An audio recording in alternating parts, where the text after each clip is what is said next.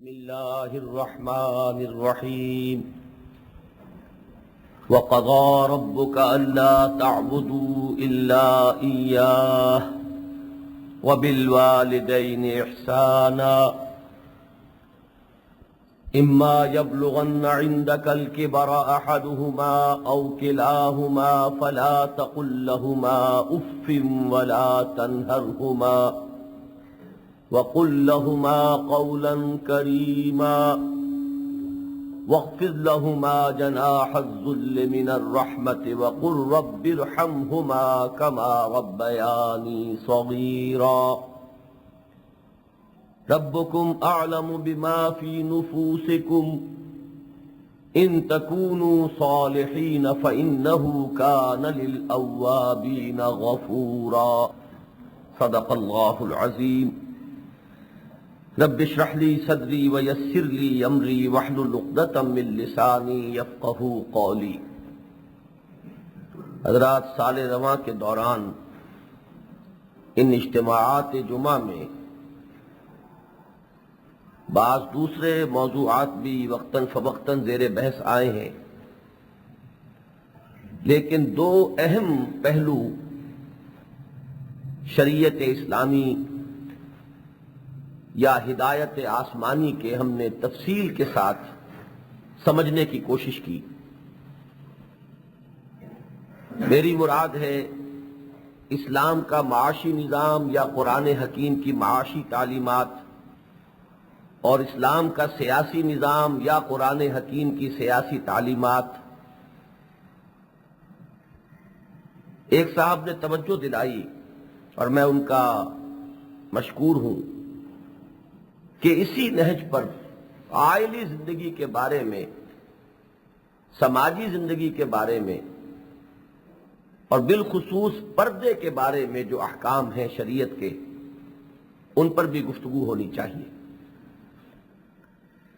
یہ بات میں نے اس سے پہلے کئی مرتبہ عرض کی ہے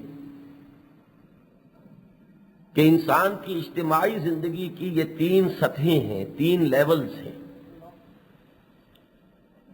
سب سے پہلی سطح اجتماعیت کی عائلی نظام ہے، ایک خاندان کا ادارہ۔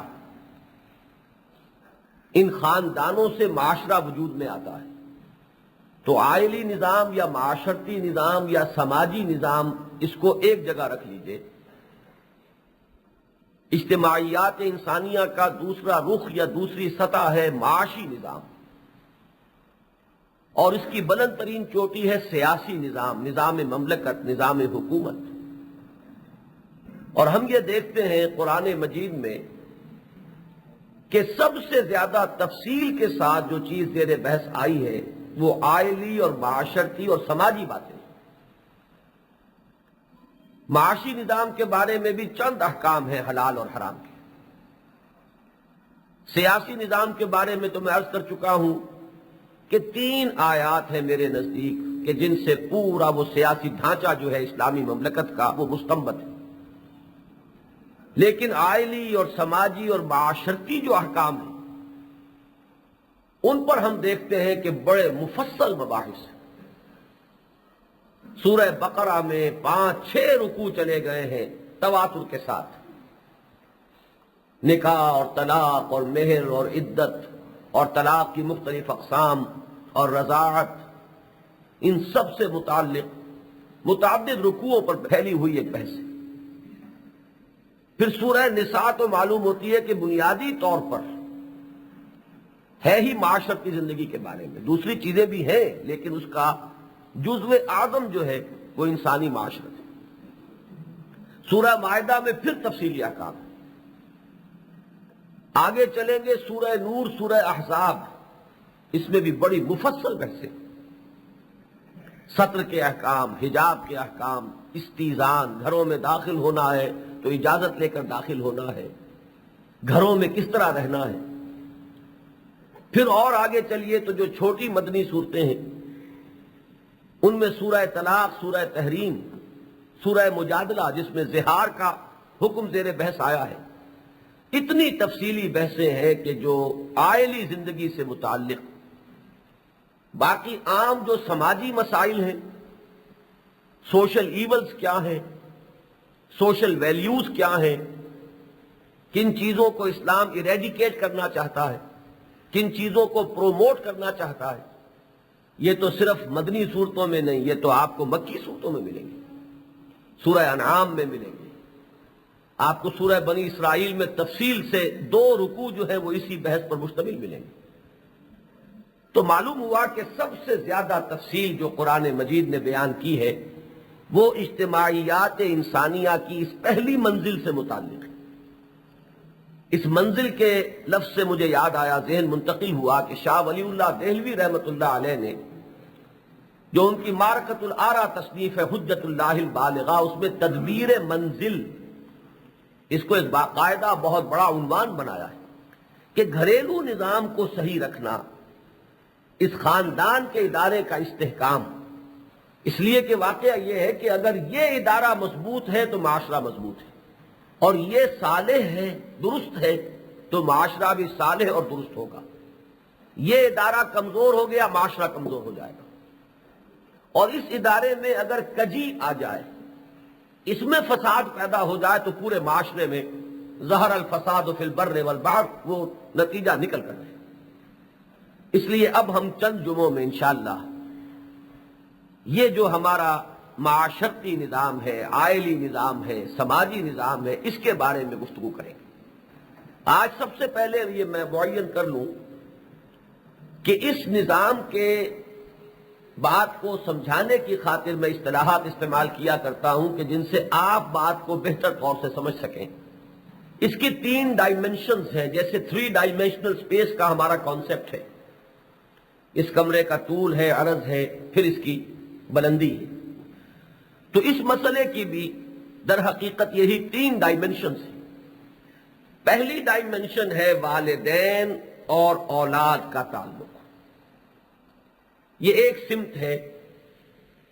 یہ خاندان کا ادارہ جو ہے، اس میں جو مختلف تعلقات وجود میں آتے ہیں، جن تعلقات کے ذریعے سے یہ خاندان کا ادارہ مرکب ہے، اس میں سے ایک ڈائمنشن ہے والدین اور اولاد کا تعلق۔ دوسری ڈائمنشن یا دوسرا عرض اس کا شوہر اور بیوی کا تعلق، اور تیسری ڈائمنشن جو ہے وہ بھائی بہنوں کا آپس میں تعلق، بھائیوں کا آپس میں ربط اور بھائی بہنوں کا تعلق، اخوت، رشتہ ازدواج نمبر 1، رشتہ اخوت نمبر 2، اور والدین اور اولاد کے مابین تعلق یہ نمبر 3۔ یہ 3 ہے ڈائمنشنز کہ جن سے وہ ایک معاشرے کی جو یونٹ ہے خاندان وہ وجود میں آتا ہے۔ ان میں سے جہاں تک 2 پہلوؤں کا تعلق ہے، والدین اور اولاد کا تعلق اور بھائیوں کا یا بھائی بہنوں کا باب تعلق، اس کی نوعیت زیادہ تر اخلاقی ہے، اس میں قانونی معاملہ بہت کم زیر بحث آتا ہے، ان میں پیچیدگی بھی نہیں ہے، فطرت انسانی اس کے بارے میں بہت حد تک صحیح رہنمائی کرنے میں کفایت کرتی ہے۔ سب سے پیچیدہ مسئلہ اس میں شوہر اور بیوی کا معاملہ ہے۔ یہ رشتہ ازدواج کس طور سے وجود میں آتا ہے، پھر یہ کہ ان کے مابین حقوق و فرائض کا توازن کیا ہے، آیا یہ بالکل برابر ہے، مساوی ہے اپنے حقوق اور اختیارات میں، یا ان کے مابین کوئی فرق و تفاوت ہے، پھر یہ کہ یہ رشتہ ایک دفعہ وجود میں آنے کے بعد کوئی ایسی صورت بھی ہے کہ اس میں سیپریشن ہو سکے، سیپریشن ہو تو پھر اس کے قواعد و ضوابط کیا ہوں گے۔ یہ بڑے پیچیدہ مسائل ہیں، میں نے شاید اس سے پہلے بھی کئی مرتبہ عرض کیا ہو کہ اجتماعیات انسانیہ کے 3 عقدے جو ہیں بڑے ہی مشکل، بڑے پیچیدہ، بلکہ واقعہ یہ ہے کہ عام انسانی عقل کی سطح پر تو لا ینحل ہیں، ان کا کوئی حل ہمارے پاس نہیں، اور انہی کے حل کے لیے اصلاً ہم مجبور ہیں، محتاج ہیں کہ اللہ تعالیٰ سے ہدایت طلب کریں، اہدنا الصراط المستقیم۔ پروردگار یہاں ہماری عقل کام نہیں کرتی۔ ان میں سب سے پہلا مسئلہ یہی ہے، مرد اور عورت کے درمیان توازن کیا ہو، حقوق اور اختیارات کا توازن۔ دوسرا اہم ترین مسئلہ، فرد اور اجتماعیت کے درمیان توازن کیا ہو، فرد کے بھی حقوق ہیں اور اجتماعی مصلحتیں بھی ہیں، اور یہ ٹکراتی ہیں آپس میں۔ فرد زیادہ سے زیادہ آزادی چاہتا ہے، لیکن فرد کی آزادی اجتماعی مصلحتوں کو نقصان پہنچاتی ہے۔ اب ایک انتہا تو یہ ہوگی کہ ہر طرح کی آزادی، اجتماعی مصلحتیں قربان ہو جائیں گی انفرادی آزادی اور انفرادی حقوق کی چوکھٹ پر۔ ایک انتہا یہ ہوگی کہ انفرادی آزادی کو بھیٹ چڑھا دیا جائے گا اجتماعی مصلحتوں کے، نتیجتاً ایک ٹوٹلیٹیرین سوسائٹی وجود میں آئے گی۔ نقطہ عدل کہاں ہے، یہ انسانی عقل کے بس کا روگ نہیں۔ اور تیسری ڈائمنشن ہے، سرمایہ اور محنت کے درمیان کیا ربط و تعلق ہے۔ اب دیکھا آپ نے کہ سرمایہ اور محنت کا مسئلہ یہ معاشی نظام سے متعلق ہے، یہ اس کا اصل عقدہ ہے۔ اس دور میں خاص طور پر مشین کی ایجاد کے بعد، جب تک مشین کی ایجاد نہیں ہوئی تھی، یہ مسئلہ ابھی اتنا جائجنٹک نہیں تھا، اتنا خوفناک نہیں تھا، لیکن مشین نے آ کر جو ہے اس مسئلے کو اب اہم ترین مسئلہ بنا دیا۔ صنعتی انقلاب کے بعد فرد اور اجتماعیت کے درمیان توازن، یہ مسئلہ ہے سیاسی، جمہوریت یا آمریت، اور یہ مسئلہ جو ہے مرد اور عورت کے درمیان توازن، یہ ہے سماج سے متعلق، یہ ہے عائلی زندگی سے متعلق۔ تو میں نے یہ تین ہی سطحیں یا تین پہلو آپ کے سامنے رکھے انسانی اجتماعیات کے، اور تینوں سے متعلق ایک ایک پرابلم جو ہے وہ انتہائی مشکل، بڑا ہی لا ینحل، بہت کٹھن۔ اسی میں افراط و تفریط ہوتی ہے، عدم توازن ہوتا ہے، جس سے فساد رونما ہوتا ہے۔ تو میں نے عرض کیا کہ یہ جو ہمارا معاشرتی نظام ہے، اس کے تین ڈائمنشنز ہیں، ان میں سب سے مشکل، سب سے پیچیدہ یہ مرد اور عورت کے درمیان رشتہ ازدواج، اور اس سے جو ادارہ وجود میں آئے اس میں حقوق اور فرائض کا توازن۔ آج میں اس مشکل مسئلے کے بارے میں گفتگو شروع نہیں کر رہا، جو آسان تر مسئلہ ہے آج پہلے اس کو لے رہا ہوں، جس کے بارے میں نے عرض کیا آپ سے کہ فطرت انسانی بھی صحیح رہنمائی کر دیتی ہے، اور چونکہ ہمارا دین دین فطرت ہے، لہذا وحی آسمانی نے آ کر اس پر مہر تصدیق ثبت کی، اس کی تائید کی ہے، اس کو مؤکد کیا ہے، اور نبی اکرم صلی اللہ علیہ وسلم نے اس کی مزید وضاحت فرما دی ہے۔ ظاہر بات ہے کہ خاندان کے ادارے کے استحکام میں یقیناً اس کی بڑی اہمیت ہے کہ والدین اور اولاد کا جو رشتہ ہے بہت مضبوط ہے۔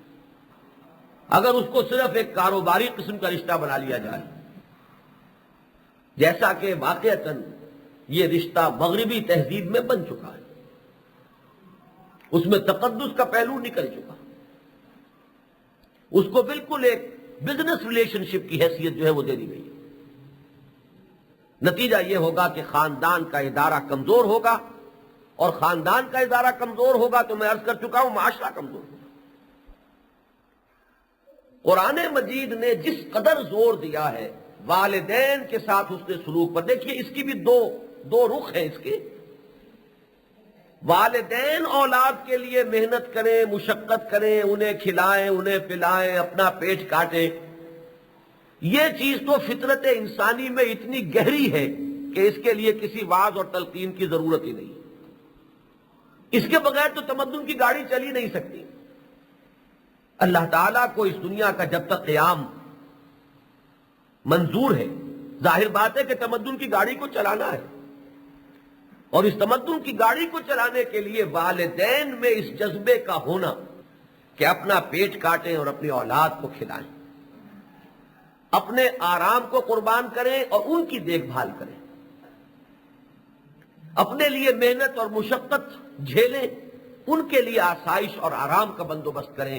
یہ وہ فطرت ہے، یہ حیوانات میں بھی ہے، یہ تو فطرت ہے جو ہر طرف آپ کو پھیلی ہوئی نظر آئے گی۔ اس معاملے میں آپ کو وحی میں ایک دوسرا رخ نظر آئے گا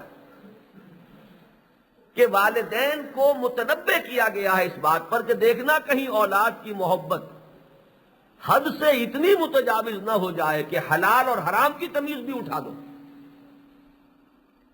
کھلانا ضرور ہے انہیں، تمہاری ذمہ داری ہے، لیکن کہیں ان کی محبت اتنی متجاوز نہ ہو جائے کہ حرام میں منہ مارنے لگو. ان کو اچھے سے اچھا کھلانے کے لیے، ان کو اچھے سے اچھا پہنانے کے لیے تم حلال اور حرام کی تمیز کو اٹھا دو، صحیح اور غلط کا فرق جو ہے اور امتیاز جو ہے اس کو ختم کر دو، تو یہ در حقیقت یہ تو ایک دشمنی ہو جائے گی. چنانچہ فرمایا سورہ تغابن میں، یا ایھا الذین آمنوا ان من ازواجکم واولادکم عدوا لکم فاحذروہم. یہ جو فطری محبت ہے تمہارے اندر، یہ ایک خطرے کی جگہ ہے، اندیشے کی جگہ ہے، اس میں دشمنی کا احتمال موجود ہے. یہ محبت تمہاری عاقبت کو برباد کرنے کا سبب بن سکتی ہے. جیسے کہ حضور نے فرمایا کہ بڑا ہی نادان ہے وہ شخص جس نے دوسروں کی دنیا بنانے کے لیے اپنی عاقبت برباد کر لی. لہذا اس اعتبار سے تو قرآن مجید میں کہیں آپ کو والدین کے لیے یہ ترغیب نہیں ملے گی کہ اولاد کو کھلاؤ اور پلاؤ اور اولاد کو پالو اور پوسو، نہیں، بلکہ وہ تو فطرت میں اتنا کچھ ہے، جبلت میں یہ مادہ اتنا زوردار ہے کہ الٹا اس کی لگام کچھ کھینچنے کی ہدایت ملے گی. کہیں ایسا نہ ہو کہ یہ محبت جو ہے اس کی وجہ سے تم اتنی نرمی برتو کہ وہ بچے سرکش ہو جائیں، وہ نہ تمہارا کہنا مانے، نہ اللہ اور اس کے رسول کے کہنے کی انہیں کوئی فکر ہو. تمہارا مثبت رول یہ ہونا چاہیے کہ قوا انفسکم واہلیکم نارا، بچاؤ اپنے آپ کو اور اپنے اہل و عیال کو آگ سے. اب اگر دسمبر جنوری کی سردی پڑ رہی ہو اور صبح کا وقت ہے اور بچے کو اس لیے نہ اٹھائیں والدین کے اب ٹھنڈ ہے، نماز پھر پڑھ لے گا، معلوم ہوا کہ یہ دشمنی تم کر رہے ان کے ساتھ، اور ان کی محبت کی وجہ سے اگر حرام خوری کر رہے ہو تو وہ ان کی طرف سے دشمنی ہے تمہارے ساتھ. یہ دو طرفہ دشمنی ہے کہ جس سے متنبہ کیا گیا، ایک سورہ تغابن میں اور دوسرے سورہ تحریم میں. تو میں نے یہ عرض کیا کہ والدین اور اولاد کے تعلق میں والدین کی طرف سے جو معاملہ ہے اس میں تو قرآن مجید کا انداز یہ ہے. اصل معاملہ جو ہے اس میں وہ ہے اولاد کا رویہ والدین کے بارے میں. اب دیکھیے یہ مسئلہ جو ہے بڑا ہی ایک نفسیاتی مسئلہ ہے. والدین جب بوڑھے ہو جاتے ہیں، اب اولاد جوان ہے. جب والدین جوان تھے، ان کی جسم میں توانائیاں تھیں، انہوں نے اپنی توانائیوں کو انویسٹ کیا ہے اولاد میں. اب اولاد جوان ہوئی ہے اور وہ بوڑھے ہو گئے، لیکن جس قدر فطرت اور جبلت میں داعیہ تھا والدین کے اندر کے اولاد کے لیے کام کریں، اتنا داعیہ اولاد میں والدین کے لیے نہیں ہے. اس لیے کہ یہ تمدن کی کوئی ضرورت نہیں ہے، گاڑی تو چل پڑی. والدین اپنا فرض تمدن کی گاڑی کو دھکا دینے کا جو تھا وہ کر چکے. یہاں ضرورت ہے اب تاکید کی، جہاں جبلت کے اندر کوئی تقاضا زوردار نہیں ہے جو ہونا چاہیے، اس میں تاکید کی ضرورت پیش آئی. ایک اور اس کا نفسیاتی پہلو ہے، عجیب ہے وہ، اور اس سے اندازہ ہوگا کہ والدین میں ایک پیاس ہوتی ہے، بوڑھے والدین میں. جو لوگ گئے ہیں مغربی ممالک انہوں نے اس کو شدت کے ساتھ آبزرو کیا ہے. بوڑھے والدین کا حال یہ نہیں ہے کہ ان کے پاس کھانے پینے کو نہیں ہے، وہ تو حکومت نے بنا دیے ہیں بوڑھوں کے لیے علیحدہ ادارے، ان کے لیے کھانا ہے، پینا ہے، مادی ضرورتیں جو ہیں وہاں پر ایسی نہیں ہیں کہ جس کے اندر کوئی کمی ہو. اصل میں ایک محبت کی پیاس پیدا ہو جاتی ہے. اس کی وجہ یہ ہے کہ آپ خود اپنے اوپر قیاس کیجئے، آپ کی محبت کا مرکز ہے اولاد.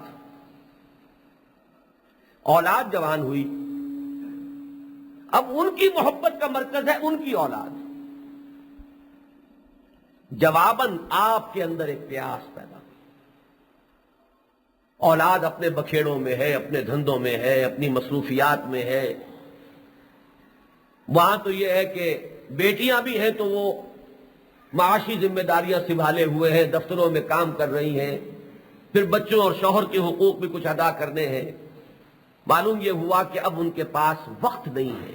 والدین سے ملاقات کا، انہیں اٹینڈ کرنے کا، ان سے گفتگو کا، ان کی دلجوئی کا۔ چنانچہ ایک ایسی پیاس شدید رہتی ہے کہ کبھی ہماری اولاد ہم سے ملاقات ہی کرنے کے لیے آ جائے۔ اور اب جو اہمیت رہ گئی ہے وہاں کرسمس کے تہوار کی، وہ کوئی مذہبی اعتبار سے نہیں ہے، اس میں توقع ہوتی ہے بوڑھے والدین کو کہ ہماری اولاد سے ملاقات ہو جائے گی، وہ آئیں گے کرسمس پر تو آ جائیں گے۔ تو یہ آپ اندازہ کیجئے کہ یہ وہ جو پیاس ہے محبت کی، ایک طرف تو احتیاج پیدا ہو گئی والدین کے اندر، دوسری طرف ایک محبت کی پیاس پیدا ہو گئی والدین میں۔ ان دونوں چیزوں کو پیش نظر رکھیے اور پھر دیکھیے کہ قرآن مجید اولاد کو کس قدر تاکید کرتا ہے والدین کے حقوق کے بارے میں۔ 5 مقامات قرآن مجید کے اس وقت میرے ذہن میں ہیں جس میں اللہ تعالی نے اپنے حق کے فوراً بعد والدین کے حق کا ذکر کیا ہے۔ سورہ بقرہ میں ہے، سورہ نساء میں ہے، سورہ انعام میں ہے، سورہ بنی اسرائیل میں ہے، سورہ لقمان میں۔ ان میں سے میں 2 کا اس وقت چاہوں گا۔ یہ 2 مقامات وہ ہیں جہاں یہ ذرا تفصیل کے ساتھ معاملہ زیر بحث آیا ہے، اور حسن اتفاق سے یہ دونوں مقامات مطالعہ قرآن حکیم کے اس منتخب نصاب میں نے شامل کیے ہیں جو میں نے اس دعوت رجوع الی القرآن کے لیے مرتب کیا ہے۔ سورہ بنی اسرائیل میں ارشاد ہوتا ہے وَقَضَىٰ رَبُّكَ أَلَّا تَعْبُدُوا إِلَّا إِيَّاهُ وَبِالْوَالِدَيْنِ إِحْسَانًا۔ تیرے رب نے یہ فیصلہ کر دیا ہے کہ تم بندگی مت کرو، پرستش مت کرو سوائے اللہ کے کسی کی۔ یہ تو اللہ کا سب سے بڑا حق ہے، اسی کو پوجو، اسی کی بندگی کرو،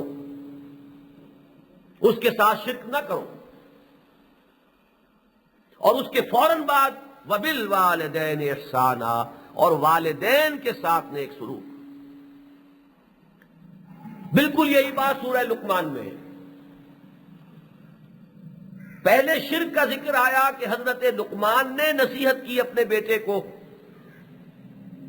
وہ تو تھی اللہ کے حق کے بارے میں کہ اے میرے بچے اللہ کے ساتھ شرک نہ کیجو۔ وَإِذْ قَالَ لُقْمَانُ لِابْنِهِ وَهُوَ يَعِظُهُ يَا بُنَيَّ لَا تُشْرِكْ بِاللَّهِ إِنَّ الشِّرْكَ لَظُلْمٌ عَظِيمٌ۔ اس کے فوراً بعد اللہ تعالیٰ کی طرف سے نصیحت ہے وَوَصَّيْنَا الْإِنسَانَ بِوَالِدَيْهِ حَمَلَتْهُ أُمُّهُ وَهْنًا عَلَى وَهْنٍ وَفِصَالُهُ فِي عَامَيْنِ أَنِ اشْكُرْ لِي وَلِوَالِدَيْكَ۔ ہم نے وصیت کی ہے انسان کو اس کے والدین کے بارے میں، اسے اٹھائے رکھا اس کی والدہ نے کمزوری پر کمزوری جھیل کر، اور اس کا دودھ چھڑانا ہے 2 سالوں میں،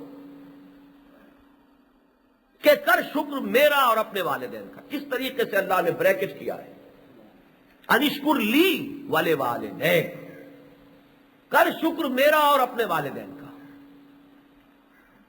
تو یہاں آپ دیکھ رہے ہیں کہ ہمارے دین میں سب سے بڑا گناہ، ناقابل معافی جرم، وہ ہے شرک۔ جس طریقے سے ایمان میں اولیت کے اعتبار سے آپ دیکھتے ہیں، ایک بحث ہوتی ہے کہ کون سب سے پہلے ایمان لایا، حضرت ابو بکر یا حضرت خدیجہ یا حضرت علی یا حضرت زید ابن حارثہ۔ تو اس میں تصویر پیدا کی گئی ہے کہ آزاد مردوں میں سب سے پہلے ابو بکر، خواتین میں سب سے پہلے حضرت خدیجہ، بچوں میں سب سے پہلے حضرت علی، اور غلام یا آزاد شدہ غلاموں میں حضرت زید ابن حارثہ، جو زید ابن محمد کہلاتے تھے صلی اللہ علیہ وسلم، ورضی اللہ تعالی عنہم اجمعین۔ اسی طرح دیکھیے عقائد میں یا حقوق اللہ میں سب سے بڑا گناہ شرک، حقوق العباد میں سب سے بڑا شرک، سب سے بڑا گناہ حقوق والدین، والدین کے حقوق کی حق تلفی۔ شریعت کے حلال اور حرام میں سب سے بڑی حرام شے سود۔ یہ آپ کو مختلف اعتبارات سے یہاں بھی اولیت جو ہے وہ ذہن میں قائم کر لینی چاہیے۔ تو یہ میں نے 2 مقامات آپ کو بتائے کہ جس میں شرک کے فوراً بعد یا حقوق اللہ کے فوراً بعد حقوق العباد میں جو ذکر ہو رہا ہے سب سے پہلے وہ والدین کا۔ اچھا یہ بھی ذہن میں رکھیے کہ اس میں خاص معاملہ بڑھاپے کا ہے۔ جب تک تو معاملہ ایسا ہے کہ والدین کے جسم میں بھی توانائیاں ہیں، وہ معاملہ، وہ مسئلہ اس نزاکت کے ساتھ ابھی سامنے آیا ہی نہیں۔ اس وقت تک تو یہی ہے نا کہ ہو سکتا ہے بلکہ اولاد جو ہے وہ ابھی ڈیپینڈنٹ ہو، وہ خود اپنے والدین سے ابھی منفعت حاصل کر رہی ہو۔ اس وقت اگر وہ فرما برداری اور ادب کا اور احترام کا رویہ اختیار کرتی ہے تو کوئی ایسی بڑی بات نہیں ہے۔ ہاں، جب معاملہ آ گیا بڑھاپے کا، ان کی توانائیاں ختم ہو گئی، اور جیسے کہ ہمارے مشرقی معاشرے میں ہوتا ہے 95% والدین اب ڈیپینڈنٹ ہو جاتے ہیں اولاد پر۔ مغرب میں یہ بات نہیں ہے، مغرب میں والدین بھی اب ہوشیار ہو گئے۔ جب اولاد کا معاملہ یہ نظر آیا تو انہوں نے بھی محتاط روش اختیار کی۔ 15-16 برس کی عمر کا لڑکا اور لڑکی ہوئی اور نکالا جاب، اب ہمیں کچھ اپنے بڑھاپے کے لیے جمع کرنا ہے، تمہارے اوپر خرچ کر دینے کے لیے سب کچھ ہم تیار نہیں۔ تو یہ تو ایک وشیس سرکل ہے۔ اور جس لڑکے یا لڑکی کو یہ محسوس ہوا ہو کہ ہمارے والدین کے پاس ہے، وہ ہمیں سپورٹ کر سکتے ہیں، لیکن پھر بھی ہمیں دربدر کی ٹھوکریں کھانے کے لیے انہوں نے گھر سے نکال دیا ہے، اب ان کے دل میں وہ جذبات کیسے ہوں گے جو مشرق میں اولاد کے دل میں جذبات ہوتے ہیں والدین کے لیے، جنہیں یہ معلوم ہو کہ ہمارے والدین نے تو اپنے آپ کو کلیتاً ہمارے اوپر انویسٹ کر دیا، ختم کر دیا، کھپا دیا اور خرچ کر دیا۔ تو یہ وشیس سرکل وہاں چل رہا ہے۔ ہمارے مشرقی معاشرے میں ابھی تک ٹھیک ہے 5-10% لوگ ہوں گے جو اس طرز کے ہیں، جو اس رنگ میں رنگے گئے ہیں، ورنہ ہماری 95% آبادی جو ہے ابھی اسی ڈھچر پر ہے کہ والدین اپنے آپ کو بالکل یا لگا دیتے ہیں اولاد، اب وہ ڈیپینڈنٹ ہے۔ پھر ان میں وہ محبت کی پیاس پیدا ہو گئی، جو ان کی محبت کا مرکز تھے، یعنی بیٹا اور بیٹی، اولاد، اب ان کی محبت کے مرکز اور وجود میں آ گئے۔ ایک دور خاندان کا وہ ہوتا ہے کہ والدین اولاد پر شفقت کر رہے ہیں تو اولاد کا رخ بھی والدین ہی کی طرف ہے، وہ باہمی محبت اور الفت کی ایک فضا ہے۔ جب ہو گئی ان کی شادیاں اور ان کی اولاد آ گئی تو ان کے رخ تو دوسری طرف ہو گئے، اس سے وہ محبت کی پیاس بھی پیدا ہوئی۔ دیکھیے سورہ بنی اسرائیل میں کس خوبصورتی سے اس مسئلے کو لیا ہے۔ وَقَضَىٰ رَبُّكَ أَلَّا تَعْبُدُوا إِلَّا إِيَّاهُ وَبِالْوَالِدَيْنِ إِحْسَانًا إِمَّا يَبْلُغَنَّ عِندَكَ الْكِبَرَ أَحَدُهُمَا أَوْ كِلَاهُمَا، اگر وہ تمہارے پاس بڑھاپے کی عمر کو پہنچ ہی جائیں، اگر تو وہ درمیانی عرصے ہی میں ان کا انتقال ہو گیا تو مسئلہ اس شدت کے ساتھ پیدا نہیں ہوا، ابھی وہ محتاج ہوئے نہ اس ضعیفی کی عمر کو پہنچے، اسی دوران میں اگر بلاوا آ گیا موت کا اور وہ چلے گئے تو وہ مسئلہ اس شدت سے پیدا ہوا نہیں۔ اس لیے فرمایا اما یبلغن عندک الکبر، اگر وہ پہنچ ہی جائیں بڑھاپے کی عمر کو تمہارے پاس، احدہما او کلاہما، ان میں سے کوئی ایک یا وہ دونوں، تو اب کیا کرو، فلا تقل لہما اف، تو ان دونوں کو اف تک مت کہو۔ اس میں ذہن میں رکھیے اس نفسیاتی پس منظر کو کہ بڑھاپے کی عمر کو پہنچنے کے بعد ذہنی اور فکری صلاحیتیں بھی ماند پڑ جاتی ہیں۔ بسا اوقات بوڑھے لوگوں میں بالکل بچپنے کی سی دلچسپیاں اور عادات عود کراتی ہیں۔ اس وقت یہ ہے کہ کسی وقت یہ بھی مسئلہ درپیش ہو سکتا ہے کہ انہیں کسی چیز سے روکا جائے، اف تک مت کہو، ولا تنہرہما، انہیں ہرگز نہ جھڑکو، وقل لہما قولا کریما، اور ان سے بات کرو اس انداز میں کہ جو بڑے ادب کے ساتھ ہو، ان کے ادب کو ملحوظ رکھتے ہوئے، بڑی نرمی کے ساتھ، شائستگی کے ساتھ۔ ابھی بات ختم نہیں ہوئی۔ وَاخْفِضْ لَهُمَا جَنَاحَ الذُّلِّ مِنَ الرَّحْمَةِ، اور ان دونوں کے سامنے اپنے بازو جھکا کر رکھو رحمت اور شفقت کے ساتھ۔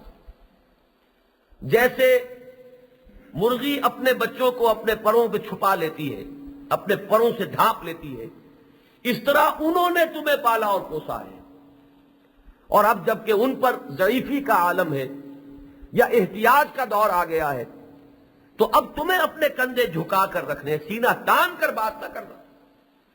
وَاخْفِضْ لَهُمَا جَنَاحَ الذُّلِّ مِنَ الرَّحْمَةِ وَقُلْ رَبِّ ارْحَمْهُمَا كَمَا رَبَّيَانِي صَغِيرًا۔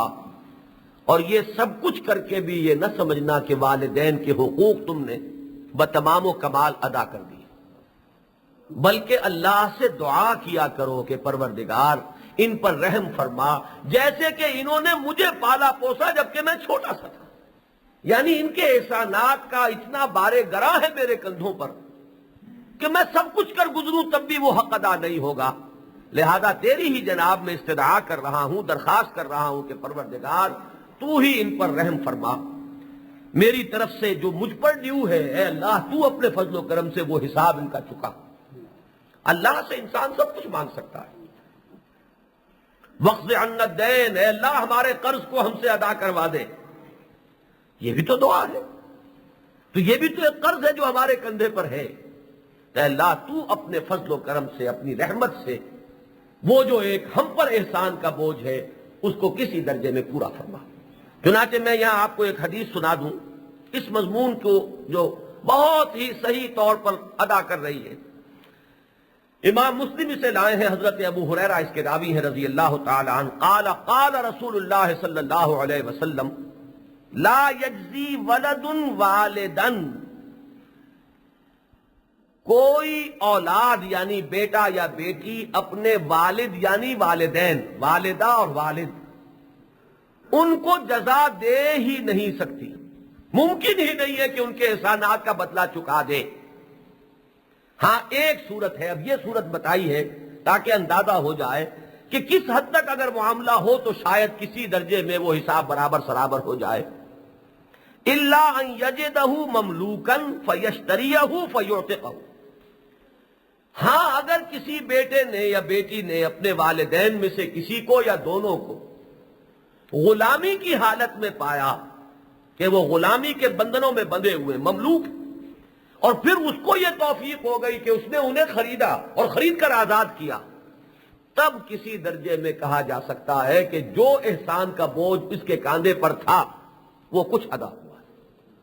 یہ ہے ایک شکل کہ غلامی کے بندھن سے چھڑا دینا جو ہے واقعتاً یہ تو اتنی بڑی بات ہے کہ وہ کسی درجے میں برابری ہو جائے گی ان کے احسانات کی، اس کے سوا کوئی شک نہیں۔ اب دیکھیے یہ احدہما اور کلاہما، یہ جو ابھی سورہ بنی اسرائیل کی اس آیت میں الفاظ آئے، حدیث نبوی سنیے، اس کے بھی راوی ہیں حضرت ابو ہریرہ رضی اللہ تعالی عنہ، اور اس کو بھی امام مسلم لائے ہیں اپنی صحیح میں۔ وعن ابی ہریرہ رضی اللہ عنہ عن النبی قال صلی اللہ علیہ وسلم رغم انف ثم رغم انف من ادرک ابویہ عند الکبر احدہما او کلاہما ثم لم يدخل الجنہ، برباد ہو جائے، محاورے کے طور پر ہے، اس کی ناک جو ہے رگڑی جائے، وہ ذلیل و خوار ہو جائے، برباد ہو جائے وہ شخص۔ یہ کلام خبریہ بھی ہو سکتا ہے کہ برباد ہو گیا، اس کا ستیہ ناس ہو گیا، اور یہ دعائیہ بھی ہو سکتا ہے کلام انشائیہ ہو جائے۔ 3 مرتبہ حضور نے یہ فرمایا، خبرن یا دعا کی شکل میں۔ کون؟ جس نے اپنے والدین کو بڑھاپے کی حالت میں پایا، اکیلے ایک کو یا دونوں کو، اور پھر بھی وہ جنت میں داخل نہ ہوا۔ یعنی معلوم ہوا کہ جنت میں داخلے کے لیے یہ ہے سب سے آسان راستہ، والدین کے ساتھ حسن سلوک، والدین کی خدمت، والدین کا ادب، والدین کے حقوق کی ادائیگی، یہ تو گویا کہ سب سے سہل، سب سے آسان دروازہ ہے جنت کا۔ جس شخص کو یہ دروازہ مل گیا ہو، یہ راستہ اس نے پا لیا ہو، پھر بھی وہ داخل نہیں ہوا تو واقعتاً وہ لعنت کے قابل ہے وہ شخص۔ معلوم ہوا کہ وہ خیر سے بالکل خالی۔ ایک اور حدیث میں بھی یہ مضمون آئے گا، وہ میں بعد میں آپ کو سناؤں گا۔ وَقَضَىٰ رَبُّكَ أَلَّا تَعْبُدُوا إِلَّا إِيَّاهُ وَبِالْوَالِدَيْنِ إِحْسَانًا إِمَّا يَبْلُغَنَّ عِندَكَ الْكِبَرَ أَحَدُهُمَا أَوْ كِلَاهُمَا فَلَا تَقُل لَّهُمَا أُفٍّ وَلَا تَنْهَرْهُمَا وَقُل لَّهُمَا قَوْلًا كَرِيمًا وَاخْفِضْ لَهُمَا جَنَاحَ الذُّلِّ مِنَ الرَّحْمَةِ وَقُل رَّبِّ ارْحَمْهُمَا كَمَا رَبَّيَانِي صَغِيرًا۔ اب دیکھیے یہ کلام الہی ہے، یہ ہر امکانی صورت کو سامنے رکھ کر ہدایت دیتی ہے۔ میں ابھی اشارہ کر چکا ہوں، ایک عمر وہ بھی ہے جسے ارذل العمر کہا گیا ہے، عمر کا بڑا ہی برا حصہ، بڑی رذیل عمر، ارذل عمر۔ یہ وہ عمر ہے جبکہ انسان بڑھاپے کی اس حد کو پہنچ جائے کہ اس کے حواس اب قائم نہ رہے، ذہنی توازن برقرار نہ رہے۔ حضور نے اس سے پناہ طلب کی ہے، اللہ کی پناہ مانگی ہے اس عمر سے۔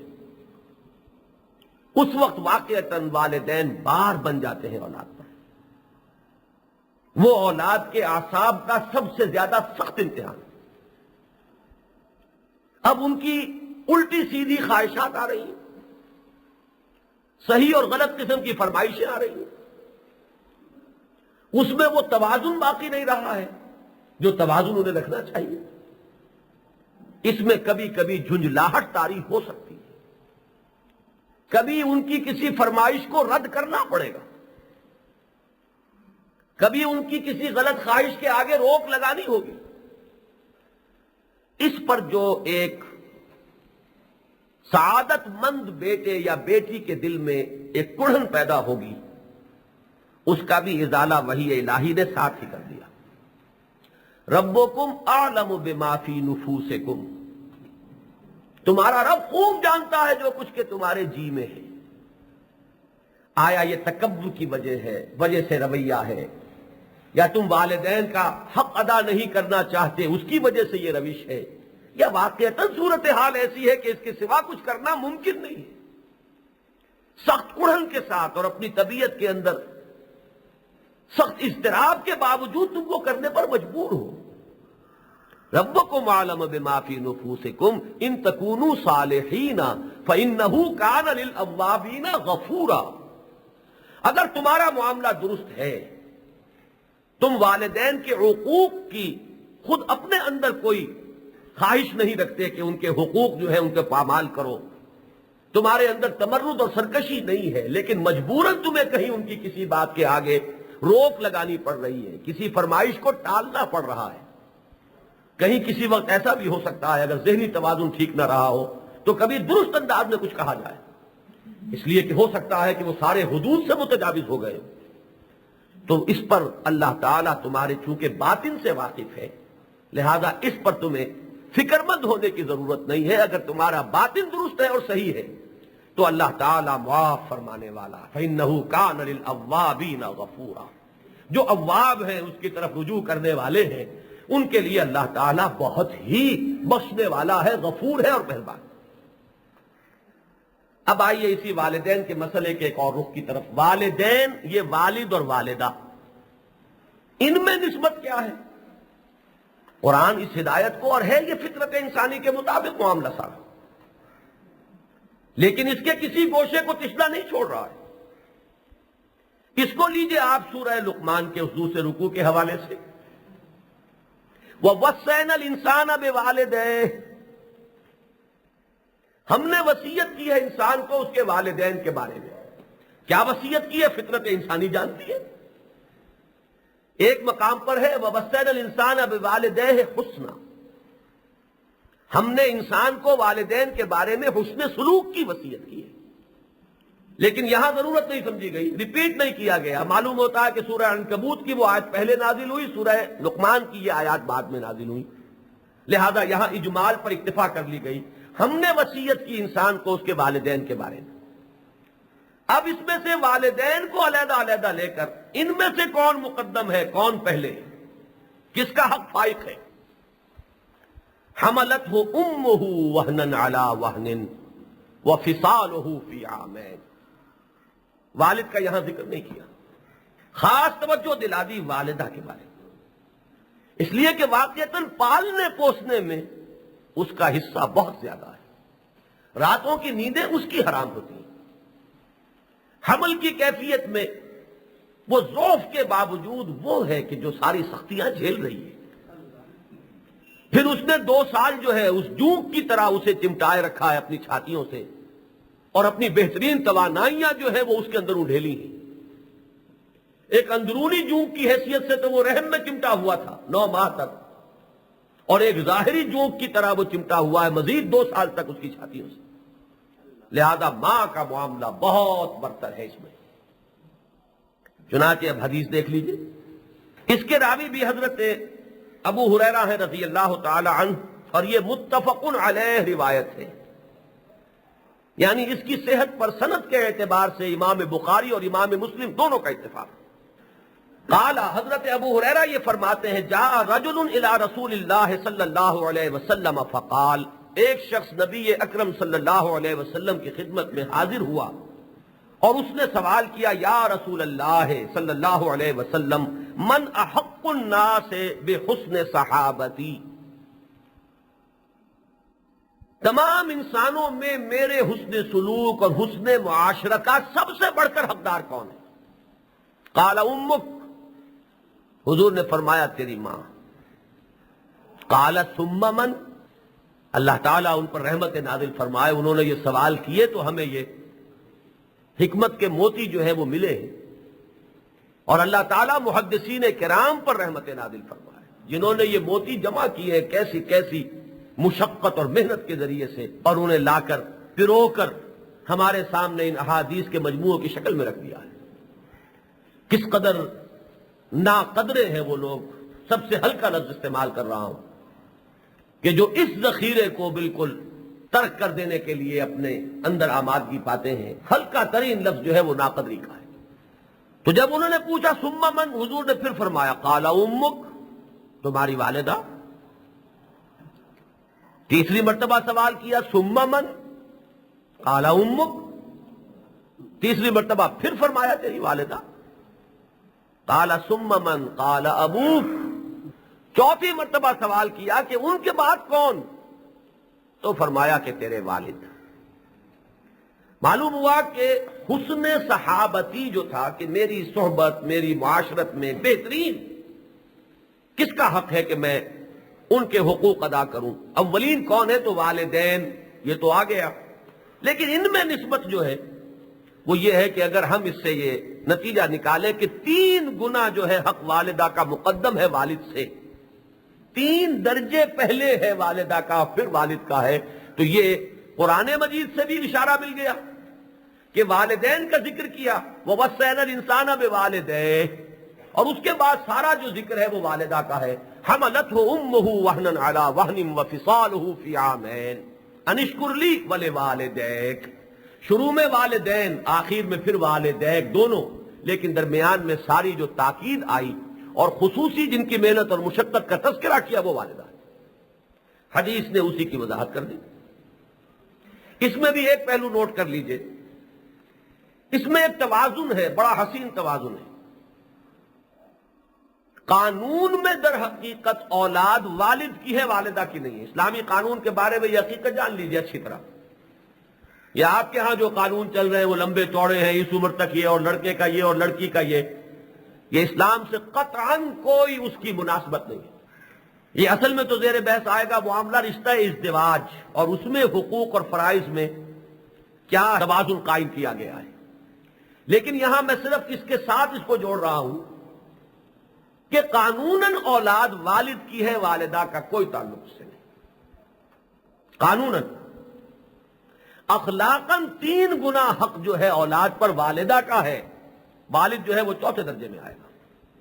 تو قانون کے اندر جو ایک چیز آتی ہے اس کو اس طریقے سے بیلنس کیا گیا اخلاقی تعلیم کے ذریعے سے کہ قانوناً جو ہے وہ تو اولاد کا تعلق والد کے ساتھ ہے. طلاق ہو جائے گی تو اولاد والد کی ہوگی. یہاں تک کہ والدہ اگر دودھ پلا رہی ہے بچے کو اور طلاق ہوئی ہے تو وہ اجرت لینے کی حقدار ہے. اپنے سابق شوہر کے بچے کو دودھ پلا رہی ہے تو اس رضاعت کے اوپر وہ معاوضہ لینے کی حقدار ہے، اس لیے کہ بچہ اس کا ہے. اس پہلو سے جان لیجئے کہ یہ توازن ہے اس میں کہ اخلاقی حقوق، حسن سلوک، اس میں 3 گنا کر دیا ہے والدہ کو، اور اس سے ایک توازن پیدا ہو گیا کہ قانوناً جو ہے اولاد در حقیقت والد کی شمار ہوتی ہے. اب آگے آئیے، ایک بہت اہم مسئلہ ہوا. 2 مسائل یہاں پر والدین، اولاد کا جو طرز عمل والدین کے لیے ہونا چاہیے اس کے اعتبار سے 2 ضمنی مسائل بہت اہم ہیں. پہلی بات یہ ہے کہ والدین کی اطاعت کا حکم نہیں ہے، حکم ہے ان کے ساتھ حسن سلوک کا. اس میں مغالطہ ہو جاتا ہے بہت سے لوگوں کو. اب والدہ اگر کوئی غلط حکم دے رہی ہیں اللہ کے حکم کے خلاف، نہیں مانا جائے. والد اگر کوئی وہ بات چاہتے ہیں بیٹے سے کہ جو اللہ کے کسی واضح حکم یا اس کے رسول کی کسی واضح ہدایت کے خلاف جا رہا ہو تو نہیں مانا جائے. قرآن مجید میں کہیں اطیعوا الوالدین نہیں آیا. یہ یوں ہی نہیں ہے، الٹ اپ نہیں ہے. ہم تو جب کہیں گے تو فرما برداری کا لفظ کہہ دیں گے. فرما برداری کا لفظ قرآن میں نہیں ہے، حسن سلوک ہے، ادب ہے. ان کے احساسات کا پاس کرو آخری حد تک. لیکن اطاعت کے بارے میں اب دیکھیے سورہ لقمان کا جو مقام ہم نے اپنے سامنے رکھا، اس میں فوراً اس ایشو کو زور بحث لے آئے. وَإِن جَاهَدَاكَ عَلَىٰ أَن تُشْرِكَ بِي مَا لَيْسَ لَكَ بِهِ عِلْمٌ فَلَا تُطِعْهُمَا. اگر وہ تجھے حکم دے کہ تو شریک ٹھہرائے میرے ساتھ کسی کو جس کے لیے تیرے پاس کوئی دلیل نہیں، کوئی علم نہیں، تو ان کا کہنا مت مان. یہاں کچھ لوگوں کو مغالطہ ہو جاتا ہے جب وہ شرک کا صرف ایک محدود تصور سامنے رکھتے ہیں کہ بت پرستی سے روک، اگر وہ حکم دے مجبور کرے تو ہم نہیں مانیں گے. لیکن سوال یہ کہ اگر نماز پڑھنے سے روکے تو کیا مانیں گے؟ نہیں. اس میں وہی اصول کار فرما ہے جو میں پہلے عرض کر چکا ہوں اطاعت کے ضمن میں. لا طاعت لمخلوق فی معصیت الخالق. بات ہی ختم ہو گئی. یہ وہ کارڈینل پرنسپل ہے جس کو حضور نے اتنے مختصر الفاظ میں اننشیٹ کر دیا ہے. مخلوق میں سے کسی کی اطاعت نہیں ہوگی جس میں معصیت لازم آ رہی ہو خالق کی. وہ مخلوق میں والدین بھی آ گئے، اساتذہ بھی آ گئے، آپ کے امراء بھی آ گئے، آپ کے ائمہ بھی آ گئے. کسے باشد، مرشد ہو، استاد ہو، معلم ہو، والد ہو، کسے باشد. کیونکہ یہ شرک فی الاطاعت ہے. توحید فی الاطاعت یہ ہے کہ اللہ کا حکم سب سے بلند، اس کے حکم کے اندر اندر اس کے دائرے میں وہ حکم اطاعت ہو جائے گا، مان لیا جائے گا. وہ والدین کا ہو، امراء کا ہو، ائمہ کا ہو، افسر کا ہو، کسی کا بھی ہو. لیکن اس کے حکم کو اگر کنٹروین کر رہا ہے کسی والد کا یا کسی والدہ کا حکم تو نہیں مانا جائے گا. تو شرک کو محدود معنی میں نہ لیجیے بلکہ اس کے پورے تصور کے ساتھ. کہیں دینی فرض سے اگر روک رہے ہیں نہیں روک سکتے، وہ فرض ہے. فرض سے رکنے کا کیا سوال. اس میں بھی اصل میں ہمارے ذہن میں مغالطہ یہ رہتا ہے کہ صرف نماز پڑھنا فرض ہے. اقامت دین کی جد و جہد بھی فرض ہے. اللہ کے دین کی جو یہ امانت ہمارے پاس ہے اسے لوگوں تک پہنچانا، ہدایت خداوندی، اس کی جد و جہد بھی فرض ہے. یہ نوافل میں نہیں ہے. یہی سارا اصل میں ہمارا تصور جو ہے فرائض کا وہ در حقیقت غلط اور محدود ہو گیا ہے. تو جہاں اللہ کی بات، اللہ کے دین کی بات آئے گی وہاں تو معاملہ یہ ہوگا کہ کہنا نہیں مانا جائے گا. لیکن یہ کہ اس کے اندر اندر جہاں بھی ان کی بات ہو وہ کہنا بھی مانا جائے گا. لیکن یہ کہ قرآن مجید میں جہاں بھی آیا ہے وہ یہ ہے کہ ان کا حق مانا جائے، ان کا شکریہ ادا کیا جائے، ان کے ساتھ نرمی برتی جائے، ان کی خدمت کی جائے، حسن سلوک کی روش اختیار کی جائے. اصل میں جو حکم ہے وہ اس کا ہے. تو یہ مسئلہ جو ہے عملی اعتبار سے بہت ضروری ہے. دوسرا مسئلہ،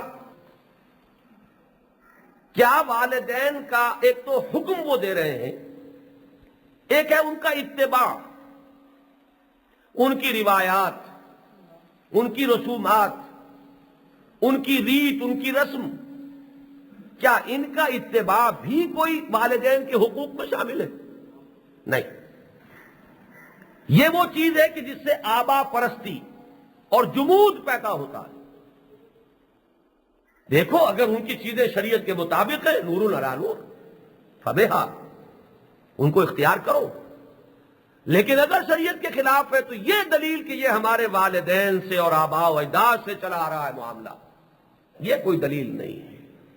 اس دلیل کو جو ہے پاؤں تلے روندنا ہوگا اگر واقعتاً اللہ تعالیٰ کے ساتھ وفاداری کا معاملہ ہے. الدین والنصیحہ، وہ میں حدیث آپ کو پچھلی مرتبہ سنا چکا ہوں. دین تو نام ہے وفاداری کا اور خلوص و اخلاص کا. قیل لمن یا رسول اللہ، پوچھا گیا حضور کس کے لیے؟ فرمایا للہ ولکتابہ ولرسولہ ولائمۃ المسلمین وعامتہم، اللہ کے ساتھ وفاداری اولین ہے بندہ مسلم کی۔ اس کو بھی سورہ لقمان میں واضح کر دیا گیا، واتبع سبیل من اناب الی، پیروی کرو اس کے راستے کی جس نے رخ میری طرف کر لیا ہو۔ پیروی والدین کی ضروری نہیں ہے، ہاں والدین ہی اگر اللہ نے ایسے دیے ہوں۔ آپ سوچئے کہ اسماعیل اور اسحاق کو والدین اللہ نے کون سے دیے؟ ابراہیم اور ہاجرہ اور سارہ علیہم الصلاۃ والسلام۔ تو اب یہاں تو وہ نور علی نور ہے۔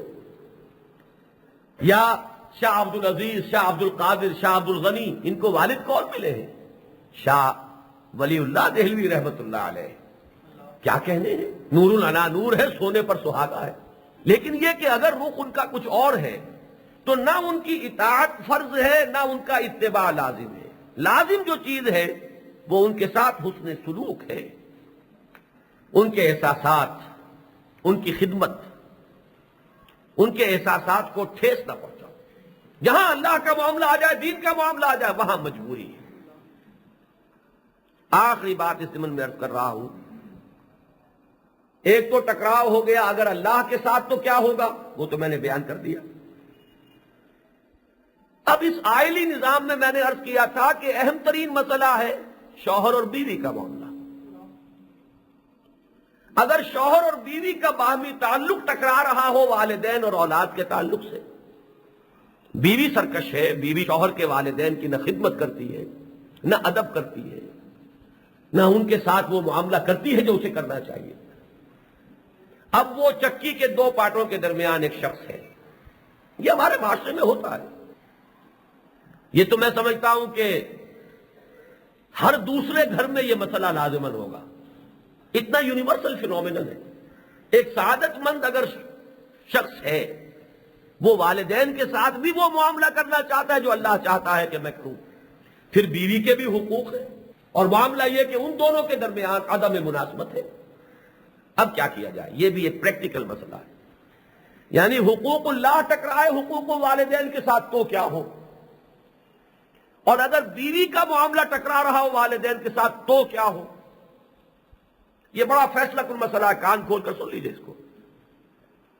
حقوق اللہ کے ساتھ جب ٹکرائے گا معاملہ تو والدین کا حق ساقط ہو جائے گا، لیکن بیوی کے ساتھ ٹکرائے گا تو بیوی کا حق ساقط ہوگا، اس حد تک کہ اگر والد یا والدہ یہ کہے کہ اپنی بیوی کو طلاق دے دو تو طلاق دینی ہوگی۔ اس میں صرف یہ ذہن میں رکھیے، اگر والد یا والدہ عمر کی اس حد کو پہنچے ہوئے کہ اب توازن برقرار نہیں رکھا انہوں نے، ان کے حواس ٹھیک نہیں رہے، وہ بات اور ہوگی، وہ تو پھر آپ کا دل اور پروردگار ان کے درمیان معاملہ ہوگا۔ ربکم اعلم بما فی نفوسکم، آیا بیوی کی محبت اتنی ہو گئی ہے کہ اس کو چھوڑ نہیں سکتے، چاہے وہ والدین کے ساتھ معاملہ بالکل برعکس کر رہی ہو اس سے کہ جو کرنا چاہیے تھا، یا یہ ہے کہ آپ دیانتاً یہ محسوس کرتے ہو کہ والدین کی طرف سے زیادتی ہو رہی ہے، یہ معاملہ دوسرا ہو جائے گا۔ بھی اس میں بڑے ایک اچھے انداز میں خوش اسلوبی سے والدین کو سمجھایا جائے گا۔ لیکن اگر معاملہ یہ ہے کہ اس میں زیادتی کا پہلو بھی ہو بیوی ہی کا، اور پھر بھی وہ بیوی کو آپ چھوڑنے کو تیار نہ ہو، تو یہ حضور کی دو حدیثیں میں آپ کو سنا رہا ہوں جس کی روح سے حضور کے حکم کے خلاف ورزی ہو۔ عن ابن عمر، اب دیکھیے راوی کون ہے، حضرت عبداللہ ابن عمر رضی اللہ تعالی عنہما، اور یہ حدیث ابو داود میں ہے، ترمذی میں ہے، اور امام ترمذی نے اس کو حدیث حسن کا درجہ قرار دیا۔ حضرت عبداللہ ابن عمر یہ فرماتے ہیں، کانت تحتی امرأۃ وکنت احبها، میری ایک بیوی تھی، میرے حوالہ عقد میں ایک خاتون تھی اور مجھے اس سے محبت تھی۔ وکان عمر یکرہها، اور میرے والد عمر رضی اللہ تعالی عنہ کو وہ ناپسند تھی۔ معاملہ ناپسند کا ہے، کوئی گناہ کبیرہ کا معاملہ نہیں آیا کہ بیوی نے کوئی والد کو پسند نہیں ہے۔ اب دیکھیے یہ معاملات نفسیاتی ہوتے ہیں، کیوں پسند نہیں ہے؟ ہو سکتا ہے والد آپ کو کوئی بڑی ٹھوس بات نہ بتا سکے، لیکن بیوی کا رویہ پنچنگ ہو، وہ بڑے غیر محسوس طریقے سے تکلیف پہنچا رہی ہو، ایذا پہنچا رہی ہو، ان کی عزت نفس کو ٹھیس پہنچاتی ہو۔ اب آپ اگر وہ ہائی کورٹ کے جج بن کر بیٹھے اور کہیں کہ لائیے کیا آپ کا دعویٰ ہے اور کیا دلائل ہیں، تو یہ آپ کا مقام نہیں ہے۔ بیوی کو یہ معلوم ہونا چاہیے کہ میں آج معاملہ یہ کہ بیوی یہ سمجھتی ہے کہ میں صرف اس شخص سے بیاہی ہوئی آئی ہوئی، میرا معاملہ اسی سے ہے، یہ اسلامی نظام کے مطابق نہیں ہے۔ جاننا چاہیے اسے کہ اس کے والدین میرے والدین، مجھے ان کے ساتھ وہی معاملہ کرنا ہوگا جو اپنے والدین کے ساتھ۔ فقال علی، حضرت عبداللہ ابن عمر فرماتے ہیں کہ حضرت عمر نے، میرے والد نے مجھ سے کہا کہ اسے طلقھا، اسے طلاق دو۔ فابیت، میں نے انکار کیا، مجھے محبت تھی۔ فاتا عمر النبی صلی اللہ علیہ وسلم، حضرت عمر حضور کی خدمت میں پہنچے شکایت لے کر۔ فذکر ذلک لہ، فقال النبی صلی اللہ علیہ وسلم طلقھا، تو حضور نے بھی حضرت عبداللہ ابن عمر کو یہی حکم دیا کہ طلاق دو۔ اس کو ذہن میں رکھیے کہ معاملہ عمر کا ہے، عمر کا ذہنی توازن، عمر کے معاملہ فہمی، یہ انکوسچنیبل ہے۔ حضور نے حضرت عمر کو سامنے رکھ کر بغیر مزید کسی تفتیش کے اور تحقیق کے، جیسے ابو بکر نے کوئی حدیث بیان کی ہو تو اب کون ہوگا جو تصدیق چاہے اور یہ چاہے کہ اس کی تحقیق ہو اور تفتیش ہو اور جرح کی جائے؟ ابو بکر راوی ہے، تو عمر کا معاملہ یہ۔ لیکن اس سے مسئلہ واضح ہو جاتا ہے کہ مسئلہ کیا ہے۔ یہ واضح رہنا چاہیے کہ ایک بیوی کو یہ محسوس کرنا چاہیے کہ اپنے شوہر کے گھر میں میں اسی شکل میں رہ سکتی ہوں جبکہ اس کے والدین کو بھی مطمئن رکھوں، خوش رکھوں۔